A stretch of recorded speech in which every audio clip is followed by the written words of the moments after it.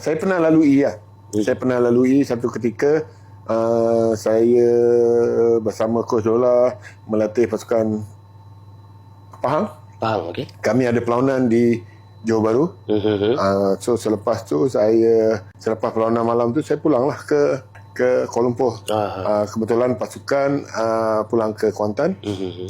Saya drive seorang-seorang.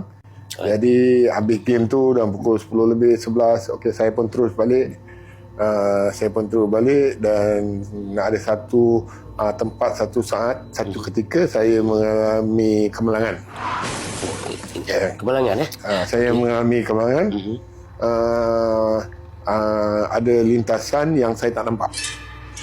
Tiba-tiba ada lintasan yang saya tak nampak. Tiba-tiba saya pun melanggar dan kereta saya automatik mati dan dia lock tayar terus empat lock dan terus berhenti di tepi. Alhamdulillah lah dia berhenti di tepi. So seketika saya ingin turun, satu kereta lagi terbabas.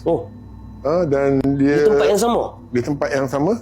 Dan keempat-empat tayar kereta tu betul-betul di pintu kereta saya sebelah. Saya pun terkejut. Masa tu dah lutut semua lemah longgar lah. So seorang lah tu tak tahu apa yang saya langgar dan tak nampak apa yang saya langgar. Jadi selepas kereta di sebelah saya tu, saya pun pemandu kereta yang lalu lintas pun berhenti. Tanya, tak ada apa-apa. Alhamdulillah lah saya tak ada apa-apa dan mereka buka pintu untuk saya dan bawa saya keluar. Pertama sekali saya tanya, lepas dia bawa saya keluar, pertama sekali saya tanya, saya langgar apa?